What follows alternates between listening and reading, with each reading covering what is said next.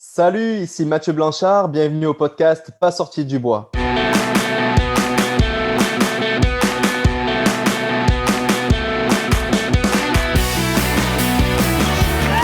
messieurs, votre gagnant, c'est 110 Si tu commences à te sentir bien en courant un ultramarathon, fais-toi-en pas, ça va passer. Grand champion du 125 km. Ouais, ben, on n'est pas sorti du bois, hein?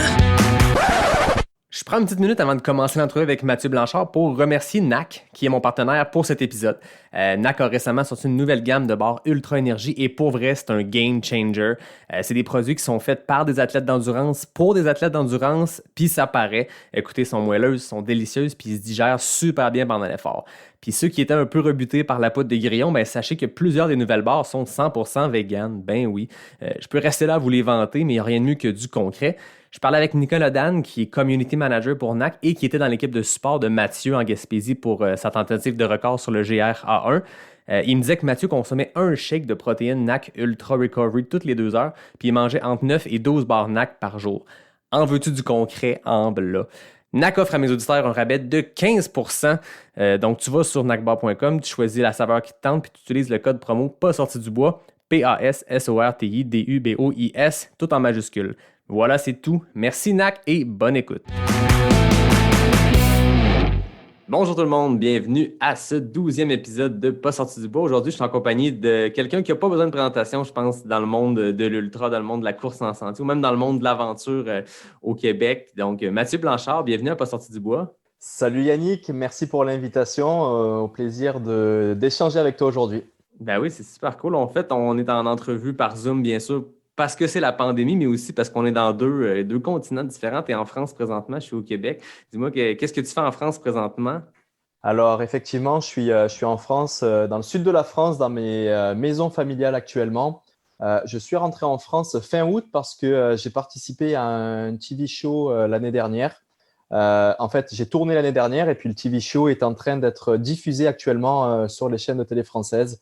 Et comme j'ai beaucoup de rendez-vous médias et puis autres liés à cette émission-là, ben, je suis ici en France. Et en particulier, mon dernier rendez-vous sera pour la finale de l'émission qui sera le 4 décembre, donc dans 3 semaines environ. À partir de là, ben, je n'aurai plus de contraintes ici et puis ça sera le moment pour commencer à regarder les billets d'avion pour retourner vers ma patrie d'adoption, Montréal. Ah oui, exact. Tu participes, ceux qui te suivent sur les médias sociaux, on l'a vu, tu participes à koh qui, je pense, c'est la version française de Survivor qui est bien populaire aux États-Unis. Exactement, c'est la même chose. Je pense que Survivor a peut-être démarré avant, mais c'est exactement la même chose. Des naufragés que l'on largue sur une île déserte, déserte, sur une île vierge plutôt au milieu de l'océan. Débrouillez-vous pour survivre et puis de temps en temps, on vous met une petite épreuve sportive pour vous faire gagner de la nourriture ou l'immunité, c'est ce qui permet de ne pas être éliminé au cours de l'aventure. Ouais, c'est très cool. Puis ça nous a permis de comprendre qu'est-ce qui s'était passé à La Réunion en 2019, parce qu'on se rappelle que tu faisais partie de la délégation de Québécois avec la clinique du coureur qui était au Grand Raid. Puis là, ben, tu es un des favoris. Puis là, à un moment donné, on apprend 3 jours avant l'événement. Bon, mais Mathieu ne courra pas à La Réunion. Là, on voyait les stories de l'équipe, de la clinique du coureur, les guerriers du Grand Raid. Tu étais là. On disait, bon, ben Mathieu, il est à La Réunion. Qu'est-ce qui se passe? Est-ce qu'il s'est blessé? Finalement, on a compris quelques mois plus tard que tu étais parti direction. C'est où ça s'est tourné, koh Lanta? Ça s'est tourné aux îles Fidji. C'est pas mal au milieu de l'océan Pacifique, je dirais à peu près proche de la Nouvelle-Zélande et de la Nouvelle-Calédonie, mais c'est quand même au milieu de nulle part, là, au milieu du Pacifique. Et effectivement, je suis passé de la merveilleuse île de la Réunion vers une autre île paradisiaque, donc c'était pas si pire à ce moment-là. Mais comme tu dis, ouais, je me suis fait prendre de court parce qu'ils m'ont annoncé, en fait, la prod de l'émission m'a appelé 3 ou 4 jours avant le démarrage de l'aventure. Et donc, j'ai été pris de court parce que moi, j'avais quand même prévu une petite stratégie où j'avais un alibi où voilà, je racontais que j'allais peut-être aller faire de l'humanitaire dans un pays. Et puis, j'avais donné mes identifiants de réseaux sociaux à ma petite sœur pour qu'elle continue à poster des photos pour faire comme si j'étais encore là. Sauf que ils m'ont dit ça au dernier moment et j'étais pris de court et tout le monde. Et j'ai préféré finalement faire la technique de l'autruche là ou du sous-marin. Et j'ai rien dit à personne, je suis parti. Et bon, voilà, après, finalement, le tournage, comme il a duré 2 mois, j'ai disparu 2 mois complets, ben, le monde a fini par un peu oublier, été questionné.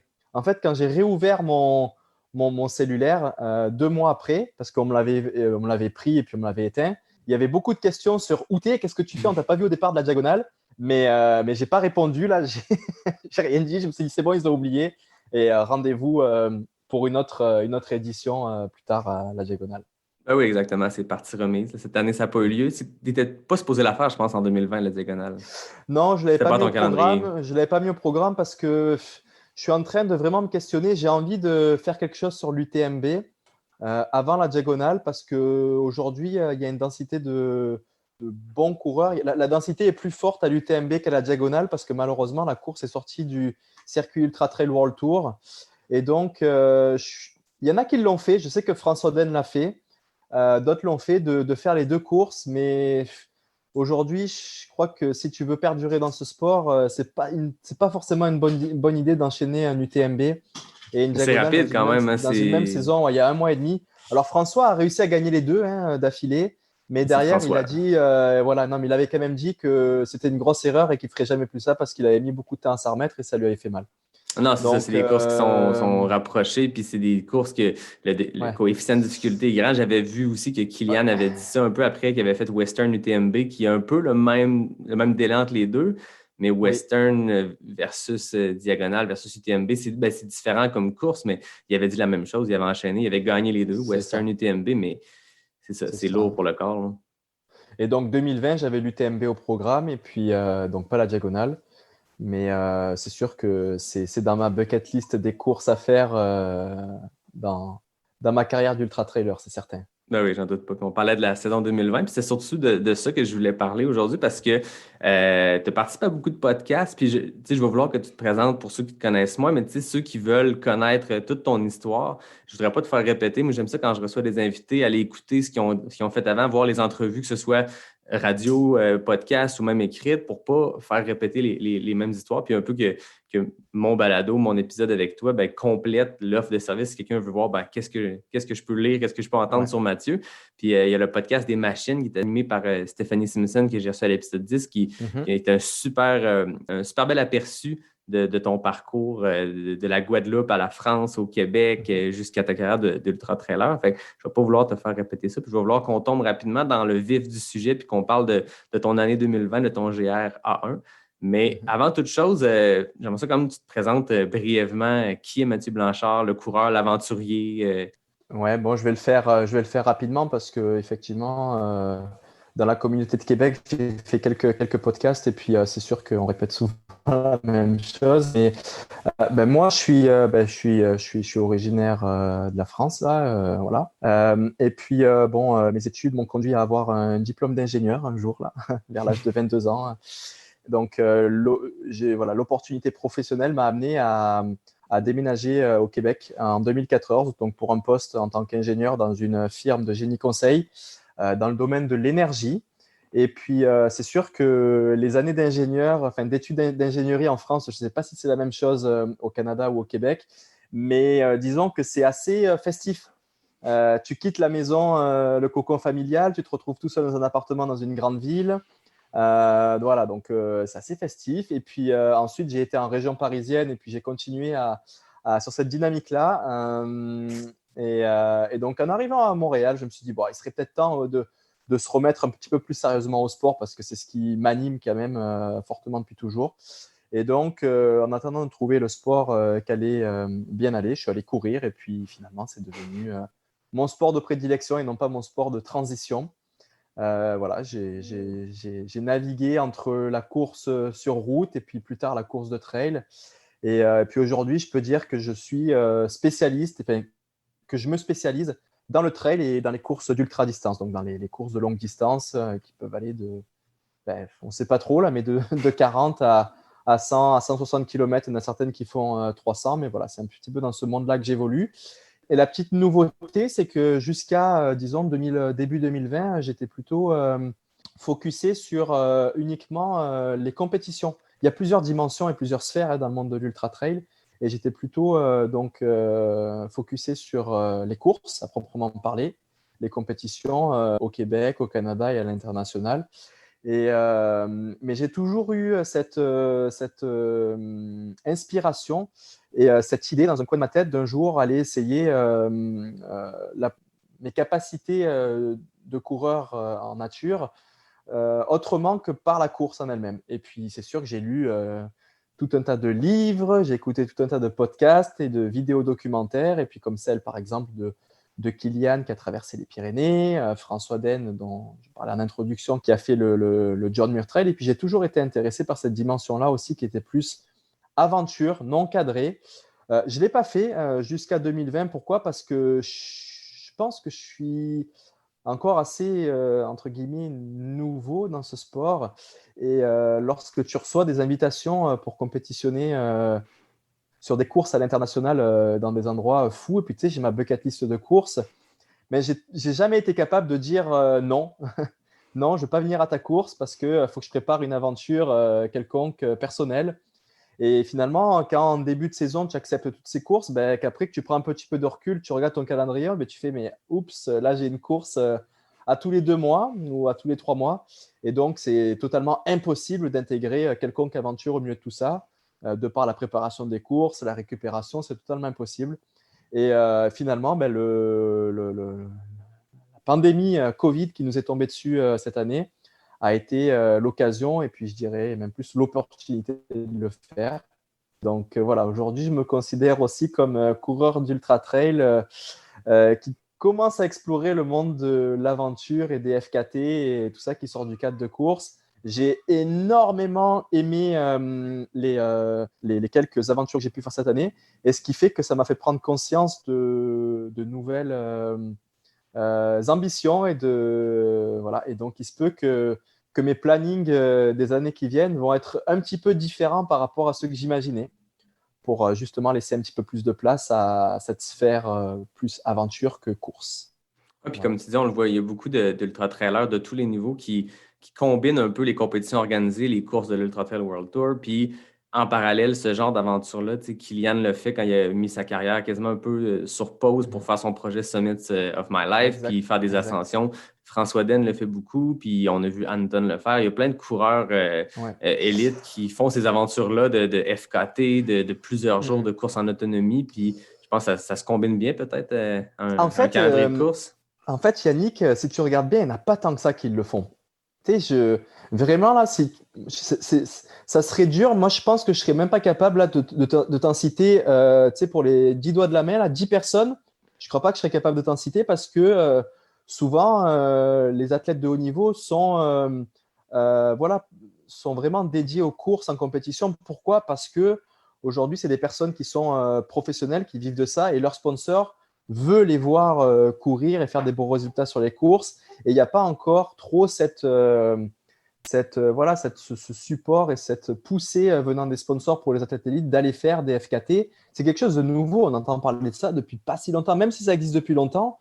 Depuis longtemps. Je ne pense pas que ça a depuis 10 ans, le site FKT, là, mais c'est vraiment assez récent où on entend parler. Et puis finalement, cette année, effectivement, on en a vu beaucoup plus en faire parce que la pandémie n'a pas été que locale, mais a été mondiale. Donc, tout bon ultra-trailer hyperactif que nous sommes, il a fallu se motiver. Et puis voilà, c'est une bonne façon de le faire. Mais je crois que c'est quelque chose de nouveau. C'est une nouvelle dynamique qui vient de commencer. Puis j'aime ça et j'ai hâte de voir ce qui va se passer dans le futur avec ce monde-là. Non, c'est ça. Puis je pense que, comme tu dis, tu as raison. Il n'y en a pas beaucoup. Ceux qui le font, c'est ceux qui ont les plateformes peut-être pour avoir la visibilité. Mais effectivement, c'est les quelques élites qu'on voit. Ou des fois, c'est des FKT plus courtes, des défis d'une journée, mais des longues aventures comme celles que tu as faites, comme celles comme tu parlais tantôt de Kilian ou François et tout. La pandémie aura peut-être permis de donner une visibilité à ça, une visibilité de plus. On a vu 2020, les gens, les coureurs, les coureuses devenir créatifs. Puis je pense que tu as fait partie de cette bougie d'allumage-là aussi parce que rapidement, au début de la pandémie, tu t'es lancé dans une série de défis plus fous les uns que les autres. Puis je suis certain que tu as inspiré plein de monde. Il y a Guillaume Barry à Québec qui disait que ton tour de l'île de Montréal l'avait incité, puis lui, s'était trouvé un parcours, un 110 km, un tracé autour de Québec. Ouais. Puis, fait que parle-moi un peu de ton année 2020. Tu as quand même eu 2 courses en début d'année, puis après ça, en mode pandémie, tu es devenu créatif, puis un peu fou, mais dans le bon sens du terme, où tu as fait des défis plus éclatés les uns que les autres. Parle-moi un peu de ça. Ouais, donc cette année, effectivement, début mars, Covid, au début, on regardait ça en Chine.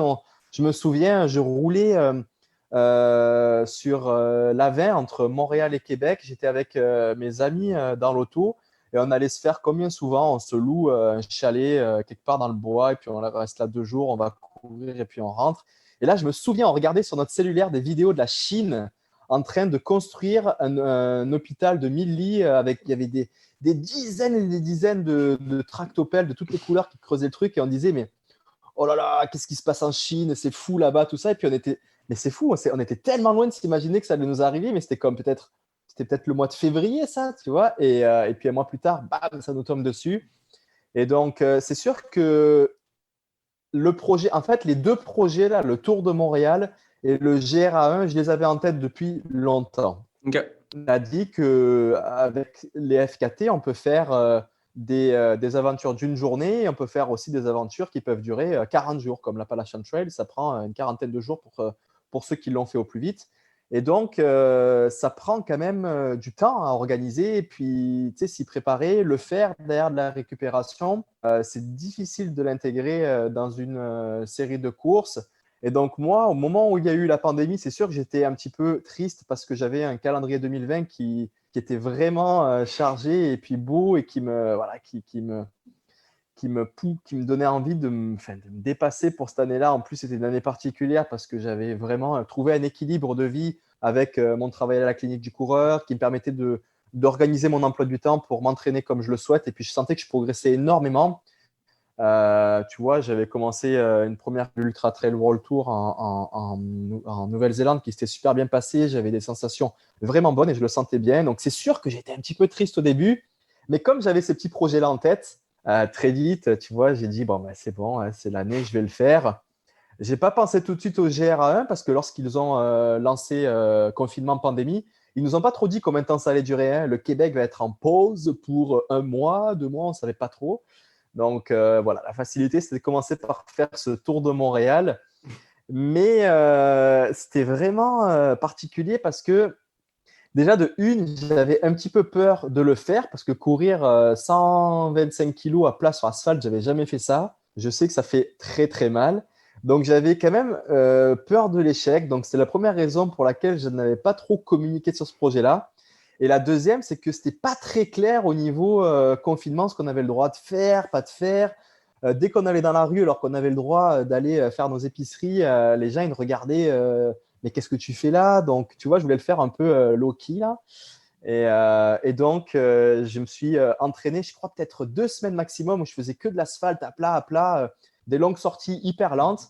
Et puis, j'ai fixé une nuit. Et puis, une nuit, je suis parti à minuit, au milieu de la nuit, sans rien dire à personne.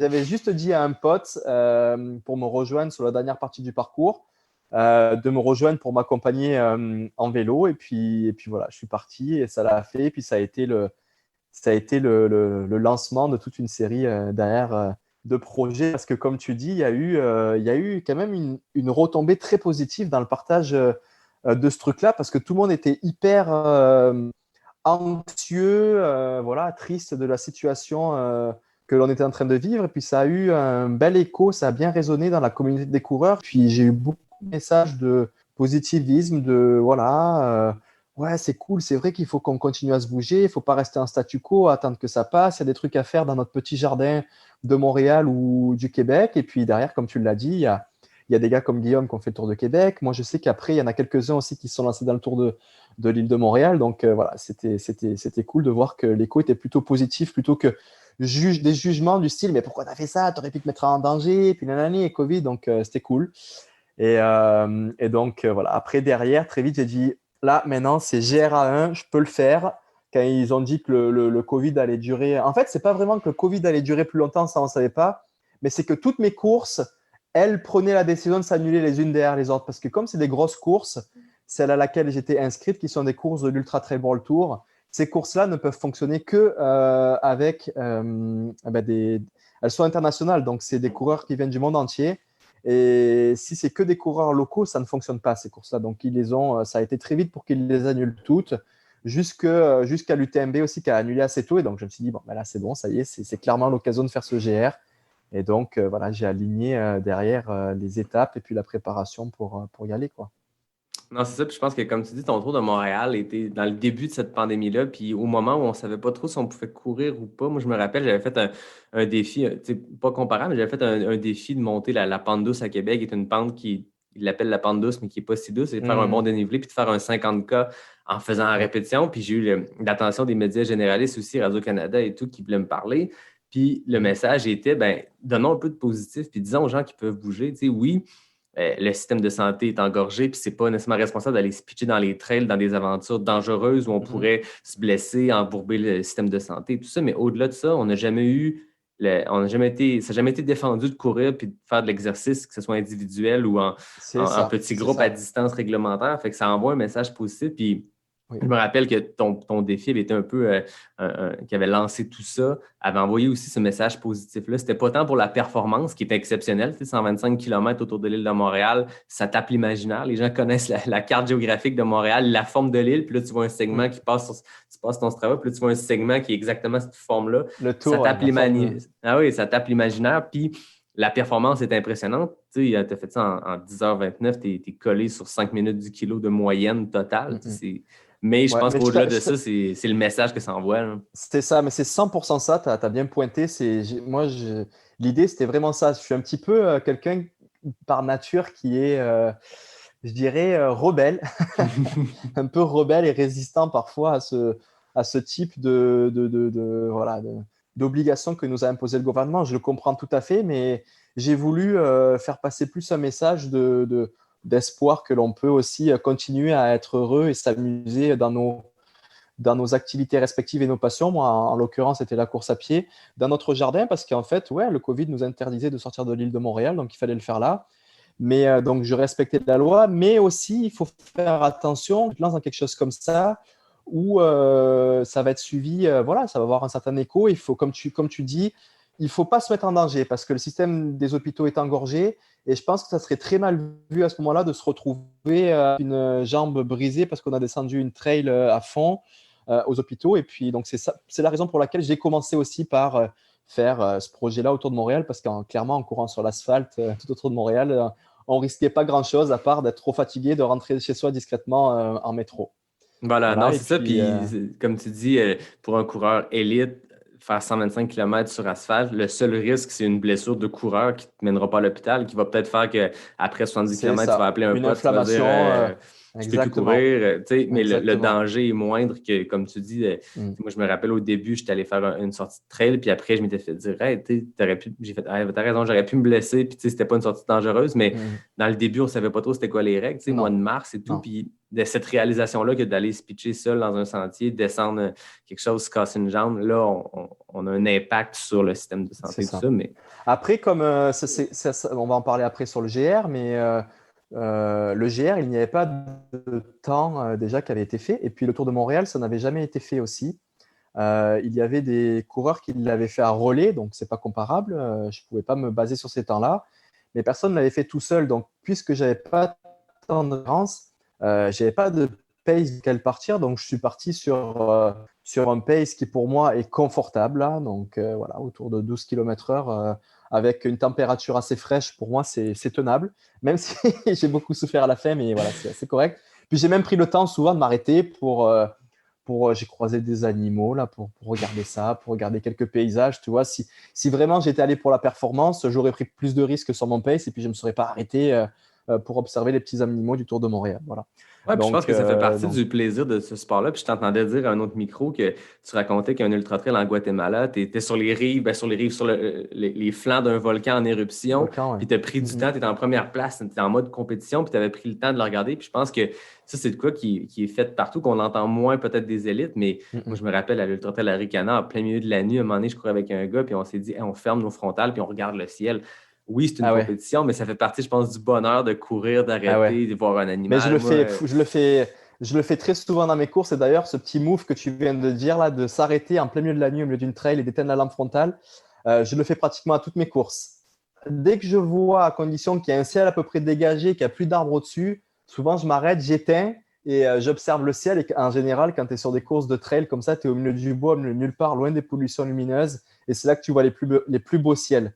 Ah oui, c'est des choses donc, qu'on ouais, n'a pas, toi, à ça... Montréal, moi, à Québec. On n'a pas ça, on n'a pas ces ciels lumineux-là à ce point-là. Tu sais. Là, quand tu es dans le fin fond de Charlevoix, ou peu importe où tu es, un peu à distance des villes, ben là, ça vaut la peine de le faire, même si c'est perdre quelques secondes.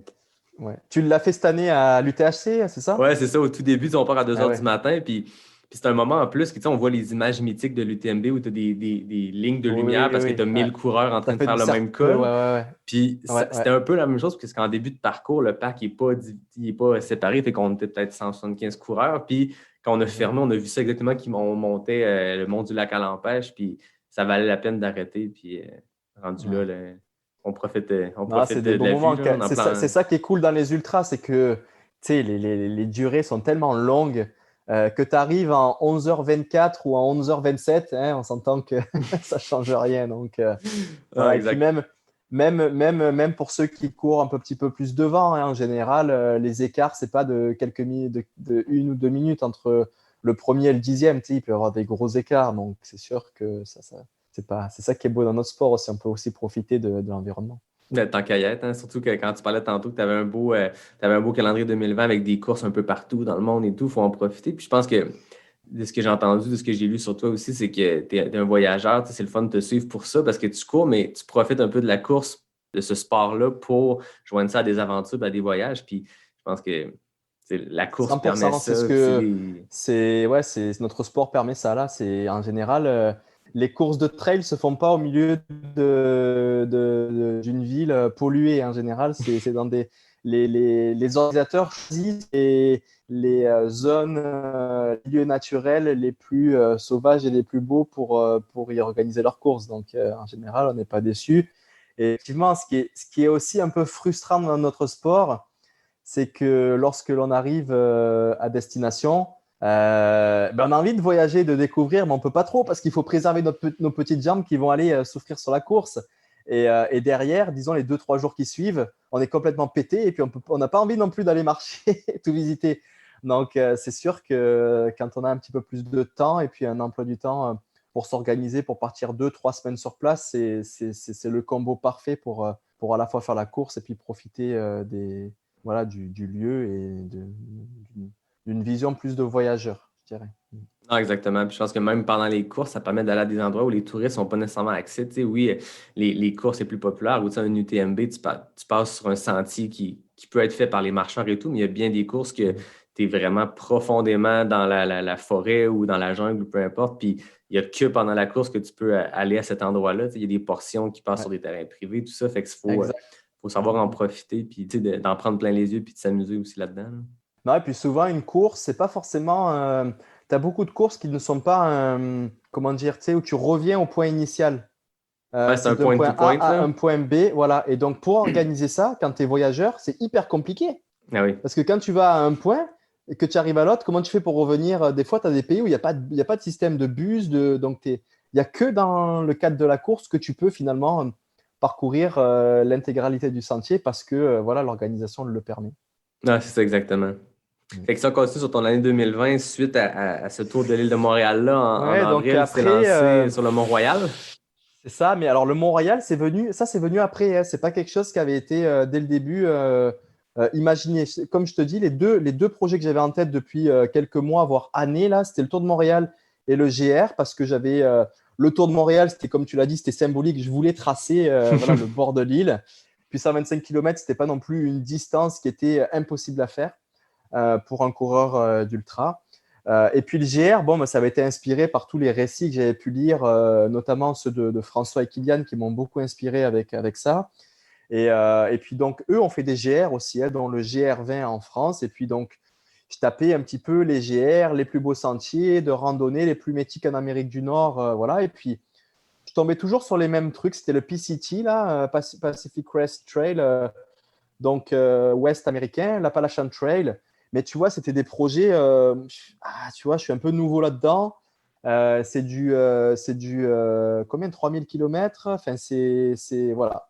Et puis, c'était aux États-Unis en plus. Donc, à ce moment-là, ce n'était pas possible d'y aller.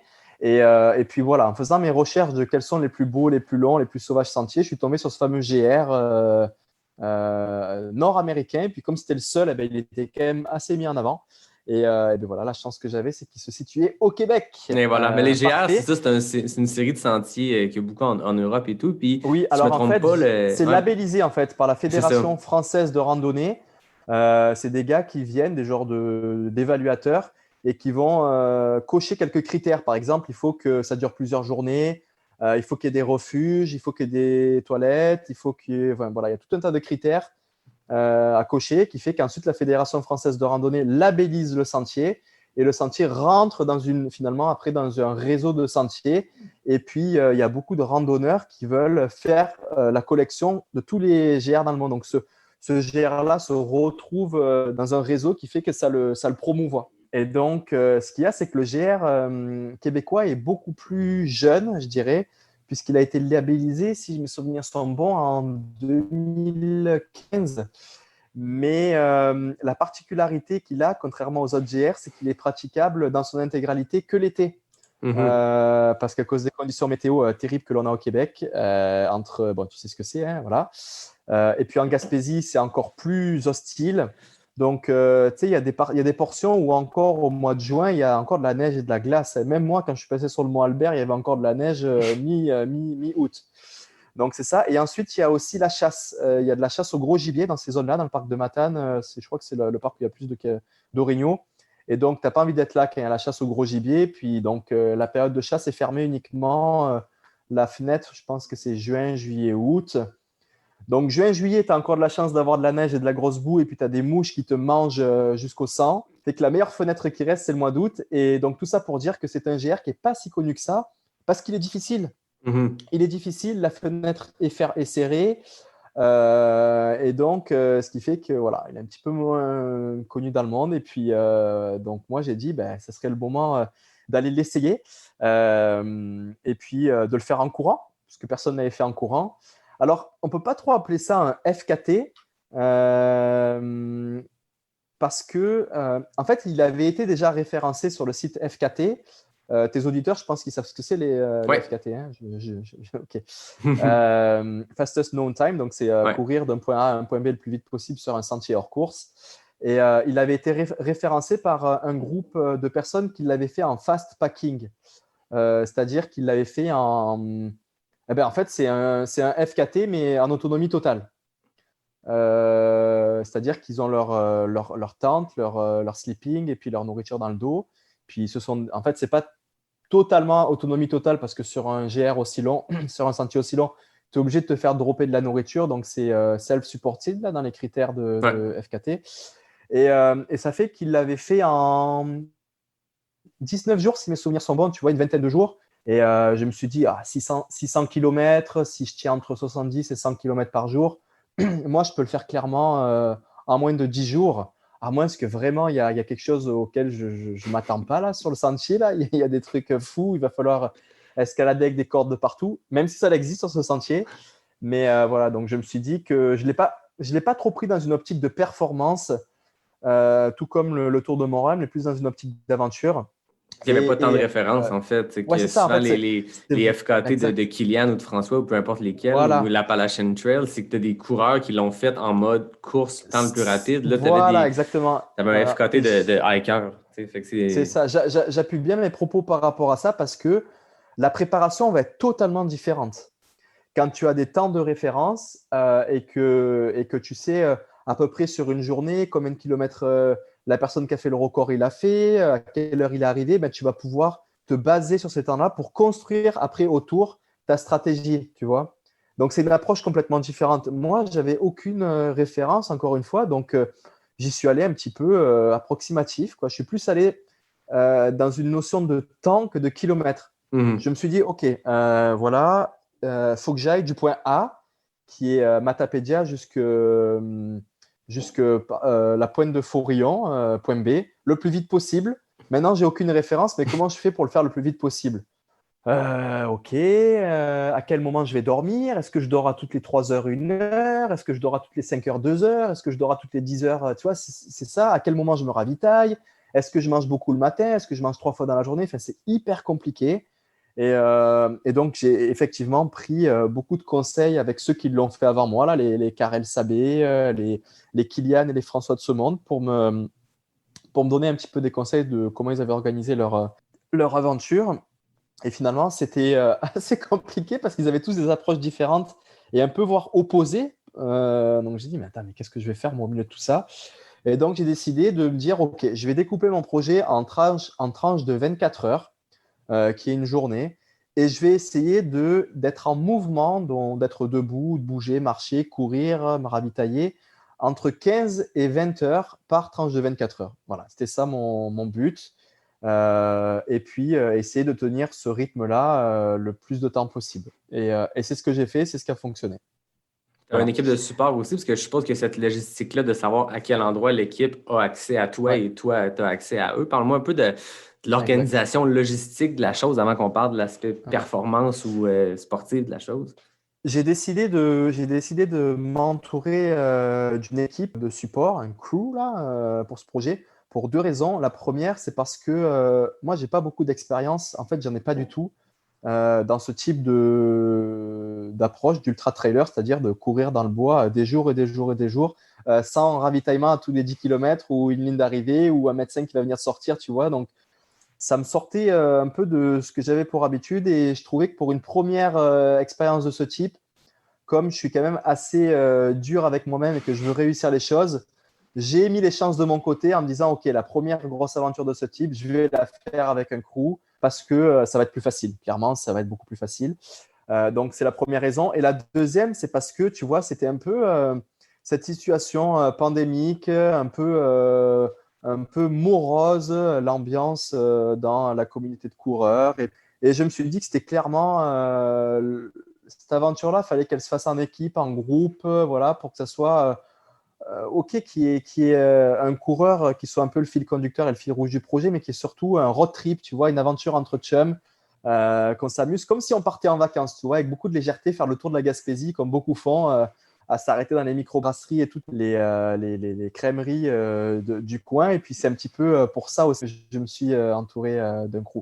Et donc, à partir de là, ben, ça a été vraiment un vrai projet comme tu fais en entreprise, hein. On s'est assis ensemble chez moi, chez les amis aussi. On a imprimé des grandes cartes, on a regardé la cartographie, à quel endroit le sentier se rapprochait de la route où la vanne suivait pour potentiellement faire un ravitaillement. OK, là, c'est que 5 km après le départ, donc c'est peut-être pas pertinent que la vanne vienne là. Faut que j'aille un petit peu plus loin. OK, donc on calcule à peu près, là, il y a à peu près 32 km entre ce point-là et ce point-là, 32 km, il y a ça de dénivelé, ça va me prendre 5 heures, OK. Donc, ça veut dire qu'au ravitaillement d'avant, il faut que je prenne tant de nourriture et tant d'eau pour pouvoir tenir ces 5 heures-là. Et en fait, ce qu'on a fait, c'est qu'on est parti du point A, du départ, et on a remonté la carte, on a découpé la carte en plusieurs grandes cartes de pratiquement 1 mètre sur 50 cm, là, et on a remonté du point A jusqu'à l'arrivée, tout doucement, kilomètre par kilomètre, par kilomètre, par kilomètre. Et à côté, on avait un tableau qui était ouvert, un fichier Excel avec à kilomètre temps, voilà, Mathieu, il faut qu'il parte avec tant de nourriture, tant d'eau, tout ça. Et ensuite, eux, c'était mon deuxième cerveau. Ils avaient juste à suivre le protocole et la logistique qu'on avait organisé avant et pour que ça le fasse. Et puis, ce qui est fou, c'est que c'était totalement. On a fait ça sans aucun repère et aucun référentiel puisque personne ne l'avait fait avant. Après, il y a quelques randonneurs qui le font, mais ce n'est pas tout à fait la même approche parce qu'on n'est pas sur les mêmes vitesses. Et eux dorment dans des refuges souvent, et donc c'était assez inconnu. Et par chance, et puis ça a fonctionné. Notre logistique, ça a pas mal bien fonctionné jusqu'au bout. Après, bon, par-dessus tout ça, c'est sûr qu'il faut ajouter la dimension de OK, on loue une vanne, où est-ce qu'on va dormir, comment, dans des tentes, dans la vanne, et la nourriture, qu'est-ce qu'on prend en quantité de nutriments, de protéines, d'eau, de carbs, d'électrolytes. Donc voilà, tout ça, ça a été aussi largement étudié et réfléchi. Et puis ça a été vraiment un projet d'entreprise et ça a été, ouais, c'était quelque chose de très fort. Et ça peut paraître facile comme ça quand on voit les images qui sortent sur les réseaux sociaux parce que ça fonctionne, mais derrière, il y a vraiment, vraiment beaucoup de travail en amont. Et je peux te dire que je parle à la place de mon équipe, mon crew qui était avec moi. Ils ont eu chaud parfois, ils ont eu le front qui a sué souvent. Et ils se sont fait quelques frayeurs, tu vois. Ils avaient une grosse responsabilité parce qu'on était tout le temps… tu sais, moi, j'aime bien un petit peu optimiser tout là. Et je jouais avec les limites, tu vois. Quand je partais sur un stretch, là, une portion, je partais juste avec la nourriture que j'avais besoin, tu vois. Si le ravitaillement suivant, il le manquait, j'étais foutu. Et puis, c'est arrivé, là, je pourrais te raconter quelques anecdotes. Mais voilà, ça a été pour eux aussi,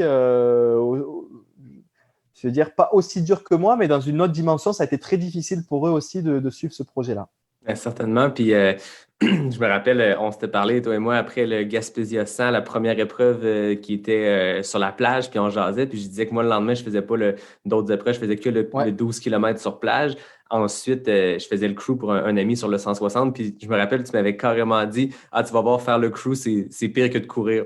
Parce qu'il y a une logistique, puis il y a du temps à rien faire, puis quand ça arrive, il faut que tu sois on the spot. Puis, tu sais, imaginez, tu sais, les gens qui nous écoutent, je pense que c'est plus des gens qui ont fait des courses d'ultra ou des courses, peu importe la durée, qui sont plus courtes qu'un GR de plusieurs jours. Puis, c'est beaucoup de logistique, tu sais, c'est énormément de préparation. Une course, juste l'aspect nourriture, planifier ses ravitaux, ses drop bags et tout. Mais là, imaginez ça dans un contexte où c'est pas une course organisée, où la cartographie, elle existe, mais tu ne sais pas la condition des sentiers. Tu ne peux pas te référer à, comme tu disais, à d'autres personnes qui l'ont fait sur c'est quoi la technicité des sentiers.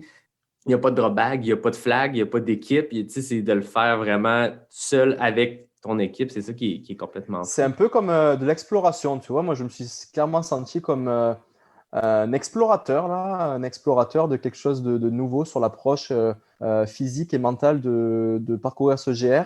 Alors, ce n'est pas une exploration dans le sens littéral du terme où tu vas aller découvrir des nouvelles régions du monde. Je ne sais même pas s'il en reste encore à découvrir, mais plus une exploration sur, disons que sur l'approche et puis sur les sensations que j'ai eues, je me suis senti comme un explorateur sur cette aventure de GR. Ouais, puis de partir un peu à l'inconnu, j'ai l'impression, parce que tu sais, quand tu fais une course, tu sais un peu la technicité du sentier. Puis Elliot Cardin en parlait à l'épisode 3. Lui, il a tenté une traversée un peu comme la tienne, mais la section des Chic-Chocs. Fait que la traversée des Chic-Chocs, c'est un profil à la UTMB, là, 170 km, 10 000 mètres de D+. Puis il dit, ben, après ça, tu connais le profil, tu connais les vitesses dans ce type de ratio-là, kilomètres par dénivelé, mais il s'est fait complètement ramasser par la technicité du sentier. Puis je suppose que toi, c'est un peu ça aussi. Tu pars, tu dis, ben, j'ai un stretch quand tu planifiais, j'ai un stretch de 35 km pour 2000 mètres de D+. Mais toi, tu sais qu'en course, normalement, ce stretch-là te prend X temps, mais là, tu n'as aucune idée si c'est roulant, si c'est technique, si c'est sauvage, tu as des arbres au-dessus de la tête. T'sais. Parle-moi un peu de ces surprises-là de terrain. Nous, en tant que coureur d'ultra, quand on va à des compétitions, tu sais, tu as déjà beaucoup en général de références sur les temps, ce qu'on fait les années précédentes. Et puis en général, tu as toujours un ami ou quelqu'un qui a à peu près le même niveau que toi, qui a fait la course que tu n'as pas fait, donc tu peux te baser sur ces temps. Et sur des courses comme l'UTMB où il n'y a pas de grosses difficultés techniques, tu peux estimer, tu sais, par rapport au ratio distance dénivelé, les temps que ça va te prendre pour aller de tel point à tel point, tu vois. Mais ce qui est beau dans le trail, c'est que le ratio dénivelé-distance n'est pas suffisant. Déjà, tu peux rajouter sur une même course, et tu rajoutes une dimension météo d'une année à l'autre, une course peut être totalement différente, notamment par la boue, le froid et la chaleur. Mais surtout, c'est la technicité du terrain. Et puis, je comprends qu'Elliot se soit totalement fait surprendre, parce que je me suis fait surprendre aussi. Il avait pris un ratio distance dénivelé, comme tu disais, du TMB, donc il pensait pouvoir rentrer ça en une trentaine d'heures. Mais non, en fait, quand tu arrives là, moi-même, je suis passé dans le parc des Chic-Chocs. En fait, c'est n'importe quoi. Tu cours pas, en fait, tu cours pas. Déjà que le terrain, là où tu mets les pieds, c'est un des endroits les plus techniques que tu peux voir de toute la Terre, ok ? En termes de quantité, de densité de roches et de racines et de boue que tu as là au mètre carré. Mais attends, mais pour rajouter une petite couche de difficulté par-dessus ça, parce qu'il faut en rajouter une, mais tu as des fougères qui viennent se mettre à peu près au niveau de ton torse, là, tu vois, et qui couvrent, je dirais pas totalement, mais presque totalement par section, le sol. Donc, en fait, tu navigues à l'aveugle sur un terrain qui est miné. Et donc, tu n'avances plus. Tu fais des paces de 30 minutes du kilo. C'est ridicule. Et puis moi, ça a été ça pour le GR, pratiquement dans son intégralité. Hein. Il y a eu, je ne m'attendais pas à ce que ce soit autant difficile. Vraiment, je me suis fait surprendre. Je dirais qu'il y a trois grandes sections dans ce. Je la découperai en trois, ce GR. La première qui va du départ là, de Matapédia jusqu'à l'entrée du parc de la Gaspésie, là où il y a les grands monts, là, le mont Jacques-Cartier, tout ça, donc à peu près jusqu'au lac Cascapédia, je dirais. Et là, c'est vraiment la jungle. Hein, déjà de Matapédia jusqu'à Amkoui, là, c'est des enchaînements de rivières, de racines, de boue. Enfin, ça, Mais et encore, ça, c'est que l'introduction. Après, quand tu arrives dans le fameux parc de Matane, là, oh là là, je me souviens, la deuxième journée, là, je voulais faire à peu près une centaine de kilomètres par jour là, sur mes 15-20 heures, mes 2 premières journées. Je me souviens, je suis arrivé dans ma deuxième journée à l'entrée du parc de Matane vers 17 heures. J'étais épuisé après 60 kilomètres. Et là, il m'a resté 40 kilomètres à faire donc pour aller de l'entrée du parc jusqu'au lac Matane. Et là, je dis, OK, je prends une sieste. Je vais les faire les derniers 40 kilos de nuit tranquillement. Ça va me prendre 3-4 heures. Pas de souci, ça va bien aller. Et on est parti à 19h avec mon ami Nicolas Dagne. Il m'a accompagné parce qu'il a vu que j'étais quand même un peu à bout et ça allait être risqué que je parte toute seule. Et on est parti à 19h et puis on est arrivé au lac Matane, 40 km plus loin, je crois, à 3 ou 4 heures du matin. Donc, ça nous a pris 8 ou 9 heures. C'est le double pour faire 40 km. Et on était à fond tout le temps. On n'était pas en mode… On était à fond. On essaie d'aller le plus vite possible pour faire cette section. Ça nous a pris 9 heures. Donc, c'est pour dire à quel point les sentiers sont vraiment difficiles là-bas. Et ensuite, tu rentres dans la deuxième section, parc de la Gaspésie. Beaucoup plus… là, ce qui est difficile, c'est que c'est exposé. Tu arrives, je ne dirais pas en altitude, mais…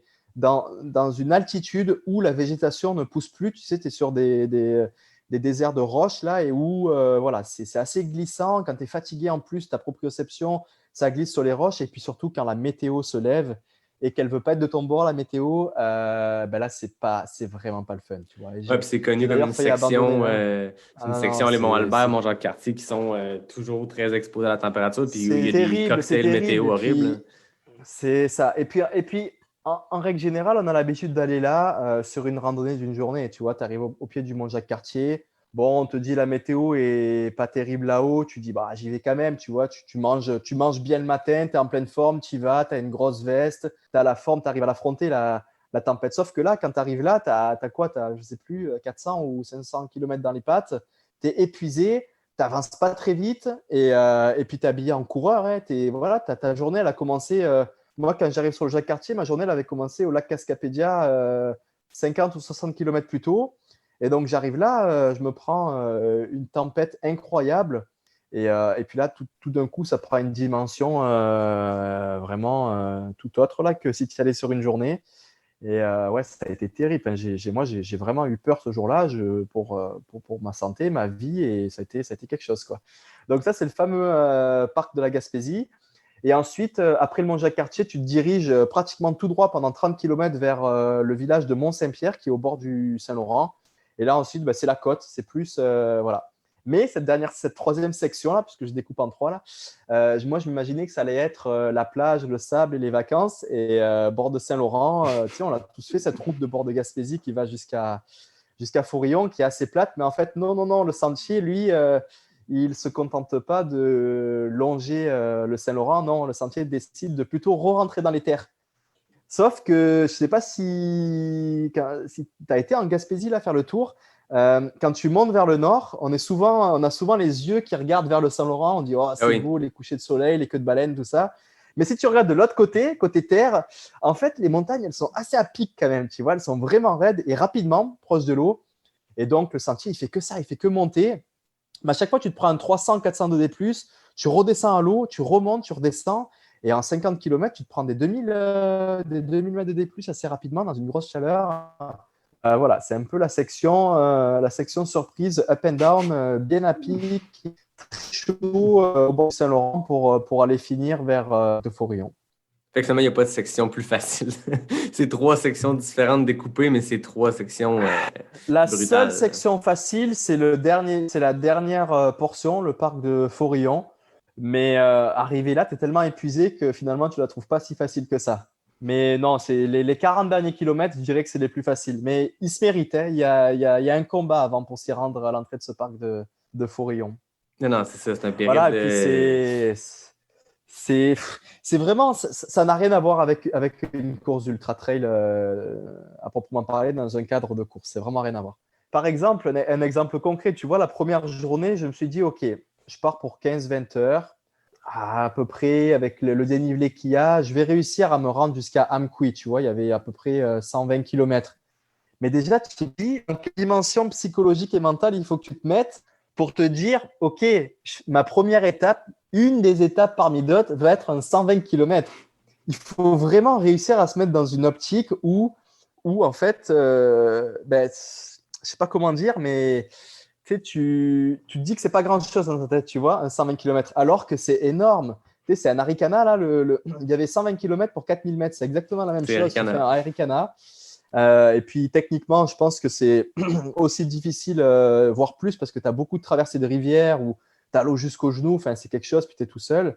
Mais voilà, dans ton minding, il faut que tu te dises, il faut quand même que je garde une certaine réserve parce que demain, je refais la même chose.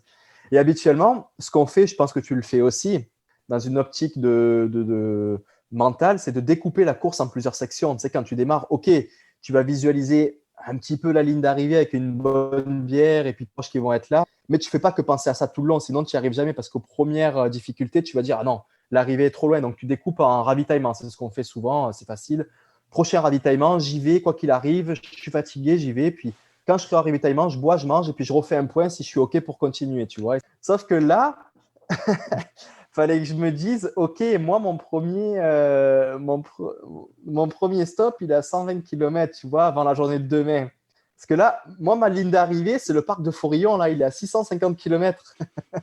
Donc là, les ravitaillements, ils ne sont plus à tous les 12 km, ils sont à tous les 100 km.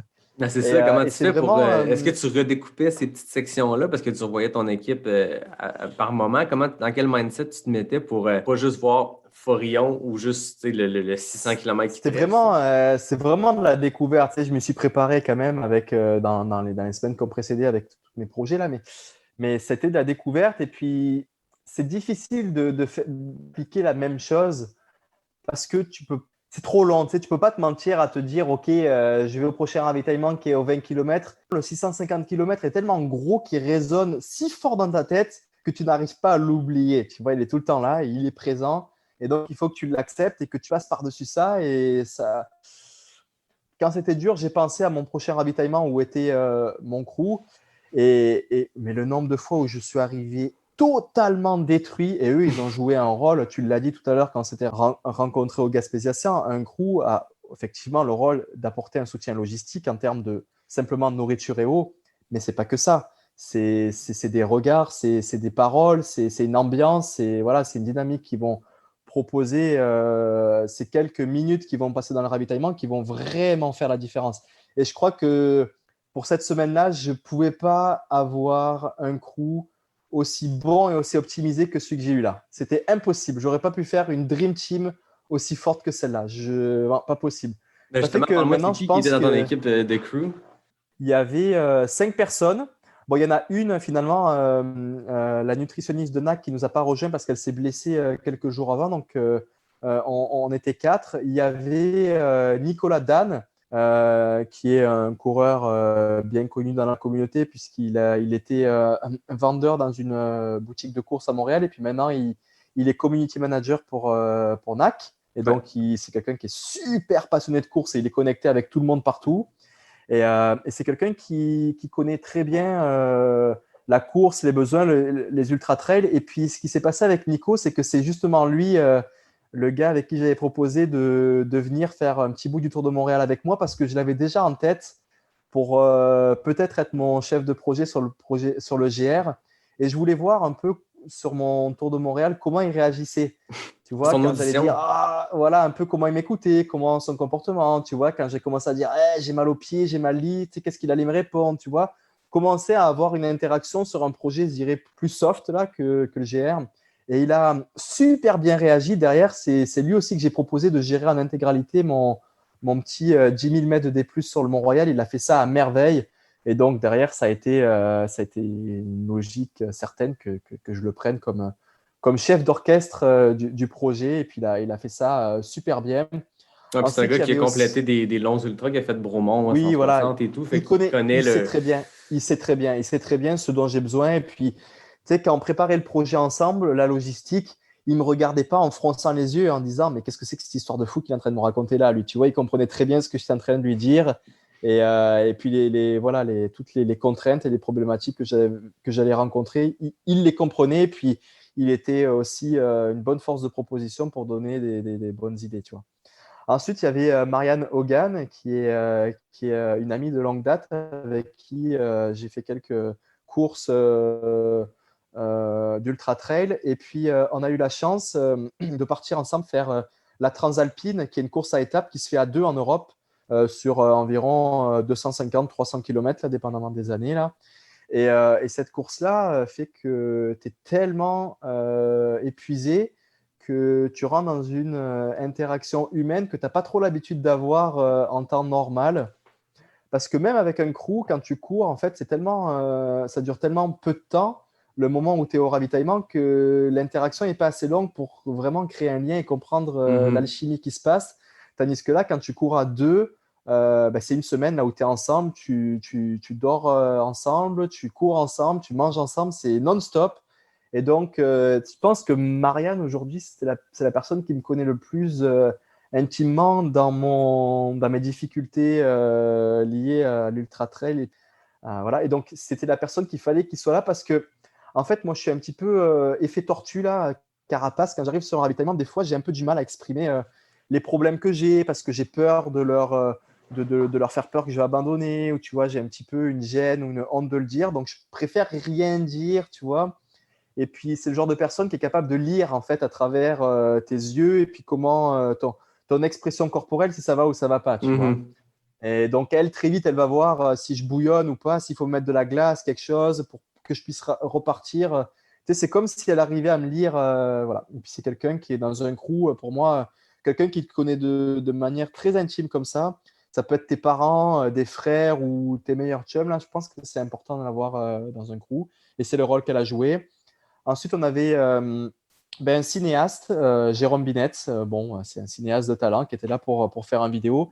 Et puis lui, je l'avais intégré à mon crew parce que la particularité qu'il a, c'est que c'est un cinéaste qui est capable de filmer ailleurs que dans les ravitaillements, en fait. Le gars, il est parti avec son sac à dos faire des stretches de 40 km avec moi dans la pluie et dans la tempête. Et tellement qu'il y avait de pluie et de tempête qu'il n'a pas pu sortir son appareil photo et sa caméra pour filmer. Il a quand même couru les 40 km là. Puis le soir, il arrive et plutôt que de dire « trop de la merde cette journée, j'ai rien pu filmer », il dit « c'est pas grave, on retentera demain, tu vois ». Et donc, c'est ça, c'est quelqu'un qui a été capable d'aller chercher des images incroyables du projet. Et je pense que le vidéo documentaire va être vraiment cool à voir. Ouais, c'est le fun parce que, tu sais, excuse-moi de te couper, c'est que souvent ces vidéos-là, tu sais, il y a eu un super documentaire sur l'Appalachian Trail de Carl Meltzer, ou tu sais, toutes ces vidéos-là, ce documentaire-là, sont souvent des histoires de crew puis des histoires de ravito parce que tu vois Carl Meltzer, il a couru les 3-4 000 km de l'Appalachian Trail, tu le vois arriver au ravito puis repartir. On a très peu de moments, puis je pense que ça fait partie de l'aventure, mais c'est des petites bulles, c'est les seuls moments justement où tu as une interaction sociale là, quand tu pars, puis tu es dans tes retranchements, puis tu es dans tes vies-là. C'est totalement faussé en fait sur l'ambiance générale qui se passe sur une telle aventure parce que lorsque tu vois que la partie crew, tu vois vraiment qu'une infime partie de ce qui se passe. Et d'ailleurs, beaucoup de personnes m'ont dit sur les réseaux et qui m'ont questionné, ils m'ont dit ça avait l'air facile. Ça avait l'air facile et je me disais mais pourquoi ça avait l'air facile? Ils me disaient les images que je voyais, tout ça. Et effectivement, quand je prenais mon cellulaire et qu'après, quand le projet a eu fini et que j'ai regardé toutes les photos et les stories d'Instagram et de Facebook qui sont sorties, la plupart, c'était des images qui étaient au ravitaillement au moment où les amis faisaient danser, chanter, rier. Puis moi, j'arrivais là et puis comme pour mettre dans l'ambiance, je riais et tout ça. Mais en fait, non, pas du tout. C'était pas du tout ça. La réalité, c'est que moi, dans le sentier, je passais mon temps à pleurer, à râler, à être dans le dur. Et puis ça, c'est des images qui sont très difficiles à aller chercher parce qu'un vrai cinéaste a du matériel qui est lourd. Et puis, pour qu'il soit capable d'aller chercher les images, il faut qu'il soit athlète lui aussi. Enfin, pas athlète, mais tu vois qu'il ait quand même un niveau, une capacité physique pour aller les chercher, ces images. Sinon, en général, les seules images que tu vois, c'est le coureur en lui-même avec son cellulaire ou sa GoPro qui va se filmer selfie. Et puis, c'est pas… Voilà. Et puis, en général, quand tu es dans le dur, tu as toujours du mal à aller sortir les images. Ce n'est pas les meilleures images qui sortent.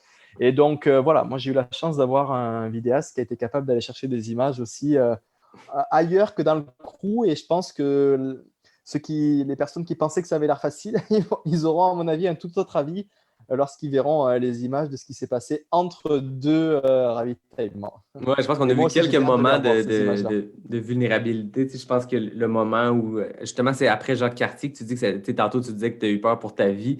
Je pense qu'on le voit après, quand tu es revenu à ton crew après cette montée-là, que tu avais l'air vraiment shaké de la situation et de ce que tu venais de vivre. Et je pense qu'il y a eu ce moment-là, puis le moment aussi où Marianne a dû quitter à travers, je pense que c'est 2 moments qu'on a senti ça, mais pour le reste, c'est ça. Tu as la vie de crew, puis tu as Nicolas qui je le connais pas beaucoup, mais je suis ambassadeur NAC aussi comme toi, puis on le voit aller, puis c'est un gars qui est super dynamique et tout. Mais effectivement, je pense que ces histoires-là, qu'on voit pas, c'est là qui est le pire. Ils font ça avec passion. Les gars, ils font ça avec passion. Et c'est là-dessus que ton choix doit porter sur ton crew parce que c'est tellement engageant. Pour eux aussi, c'est des vacances relax. Hein. Ça dort, ça me suit à n'importe quelle heure. Et puis, il faut que pour eux aussi, ça soit une réelle passion de le faire pour que, moi, si j'arrive et que je les vois souffler, je suis tanné d'être le crew, d'être là sous cette pluie, cette boue. Pour moi, ça va pas être cool de voir ça, tu vois. Et vraiment, je leur ai mené la vie dure, hein, tu vois. On parlait de la 2e journée, là. Moi, j'étais complètement déconnecté du temps. Je ne savais plus où on en était, là. Mais je vais te raconter une anecdote. Cette 2e journée-là où on traverse la première partie du parc de Matane, donc à ce lac Matane qui était mon objectif de 2e journée, il est 3h ou 4h du matin, tu vois. C'est quand même au milieu de la nuit. Et puis, eux, il n'y a rien là-bas. Il n'y a rien. Tu es au milieu de la forêt. Ils n'ont rien à faire. Et moi, j'arrive là. Pour moi, il est dans ma tête, je suis complètement fini. Je ne suis plus là. Il est 10h, 22h, 23h, je ne sais pas trop. Et en plus, ce qui est drôle, c'est que paradoxalement, quand tu arrives, il y avait la table de camping, il y avait les petites lumières. Ils étaient en train de faire cuire quelque chose, un petit burritos. Et là, je vois cette scène-là. Et avec le recul, je me dis, mais quand même, il faut vraiment être passionné pour faire ça, tu vois. Et puis c'est ce qui a fait que moi, j'ai réussi. Parce que quand je suis arrivé, je n'ai pas eu le sentiment de les gêner ou de les faire chier à ce moment-là, tu vois. Ils étaient contents de m'attendre jusqu'à 4h du matin pour partager un burrito avec moi et pour aller se coucher. Ils ont attendu toute la nuit, tu vois. Et si tu n'as pas ces personnes-là qui sont capables de l'accepter et de l'aimer, cette situation-là, ça ne peut pas marcher. Juste, il y avait un dernier membre de crew que j'ai oublié de citer, qui était Julien. Là. Donc, ce qui est drôle aussi, c'est que j'ai choisi quelqu'un qui n'était pas du tout dans le monde de la course. Okay. Zéro coureur. Un petit peu sportif, mais plus Netflix que sportif. Et sauf que c'est une personne qui me connaissait plus dans le monde de la fête, des festivals qu'on a pu faire à droite et à gauche à Montréal. Et quelqu'un qui est beaucoup dans l'humour. Et donc, je savais que dans un engagement comme ça, il fallait qu'il y ait quelqu'un qui ait une approche plus humoristique pour remettre l'ambiance au moment où ça allait pas aller trop bien pour moi, tout comme pour le crew. Et puis, il a su jouer son rôle à merveille. Et puis, ça a été vraiment drôle. Moi, je me rappelle des moments, je suis arrivé dans des ravitaillements. J'étais fini, mais j'avais envie d'arrêter, mal partout, à pleurer. Et ces blagues. Et puis, c'était tellement drôle que j'en arrivais à oublier la douleur et la fatigue. Non, pour te dire la puissance que peut avoir un humain qui te parle ou qui a un comportement particulier à côté de toi. Ah, c'est clair. Je pense que c'est un apprentissage que tout le monde devrait garder quand tu formes une équipe de crew, peu importe la course que tu fais, peu importe l'aventure dans laquelle tu te lances, de choisir des gens qui te connaissent, de choisir des gens qui vont pouvoir te saisir et qui vont pouvoir répondre à tes besoins parce que tu ne veux pas que, comme tu dis, inquiéter ton crew, mais tu ne veux pas que ton crew te transmette des émotions plus négatives, une inquiétude ou quelconque. Tu sais, si tu arrives 2 heures en retard sur le planning prévu un ravito, il y a des chances que ça soit parce que ça va mal. Il y a des chances que ça soit juste parce que ça a été plus long et c'est correct, mais il ne faut pas que le crew te transmette de la peur parce que, comme tu dis, tu es tout seul dans le bois, puis là, Tu arrives à ton crew, tu arrives au ravito, tu veux du positif, tu veux faire le plein d'énergie ou de sociabiliser ou de chaleur ou peu importe qu'est-ce que tu as besoin, puis repartir après. Fait que ça te prend des gens qui te connaissent bien et qui vont justement te mettre dans un mode positif pour la suite. Là. Clairement.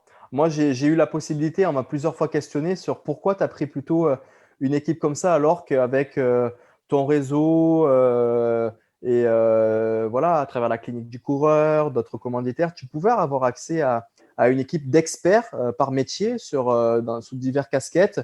Et finalement, sincèrement, là, je pense que pour tous les projets que je referai, il est mieux de choisir une équipe qui te connaît bien, intimement, plutôt qu'une équipe d'experts de par leur métier qui ne te connaissent pas. C'est mon avis et c'est sous cette approche-là que si j'ai à refaire, je prendrai cette direction-là de prendre des personnes qui me connaissent plutôt que des experts dans leur domaine.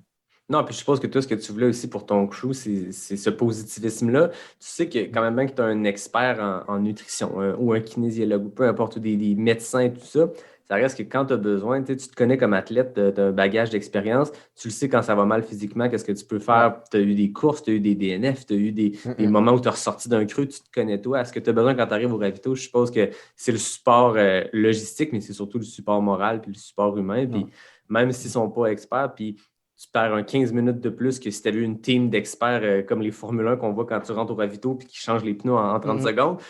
Quand même que tu perds 15 minutes sur une aventure qui t'a pris quoi? 7 jours, 12 heures et 4 minutes. On s'entend que ça fait pas de différence. Tu peux perdre 15 minutes sincèrement, là, sur une aventure de ce type, là, sur 7 jours. Là, tu peux perdre 15 minutes sur un ravitaillement, mais tu peux gagner 12 heures derrière sur un 15 minutes de perdu. Donc, les ratios, ils sont vite calculés. Hein. Non, c'est ça. C'est quoi ton pire moment ou le creux qui a été vraiment. Une fois, j'ai pensé à abandonner, c'est sur le Mont-Jacques-Cartier lorsque je me suis pris la tempête et puis que j'avais tellement mal, je souffrais tellement que ça s'est joué à pas grand-chose pour que je me jette sous ma couverture de survie et que j'appuie sur le. Tu sais, j'avais un GPS tracker là de sécurité, il y a un bouton SOS là, ça s'est joué à pas grand-chose. Alors, ouais. Ouais. C'était ton moment le plus creux. Ouais, ça a été le. C'est étrange, c'est parce que j'étais quand même en contrôle. J'allais bien encore physiquement et mentalement à ce moment-là, mais c'est juste le froid, la pluie m'a totalement figé, m'a bloqué les genoux, les chevilles. J'arrivais plus à avancer. Les roches en haut du Mont-Jacques-Cartier étaient hyper glissantes. J'ai jamais été dans un milieu aussi hostile. Enfin, tu t'imagines, tu es dans un désert de roches ultra glissantes, tu es fatigué, il fait très froid, tu as tous les genoux, le corps qui est barré total à cause du froid, tu es en hypothermie totale. Et en plus, il y a une brume à 360 degrés autour de toi qui fait que tu ne vois plus les cairns pour te diriger. Qu'est-ce que tu fais? Tu étais là en petit short et c'était fini, quoi.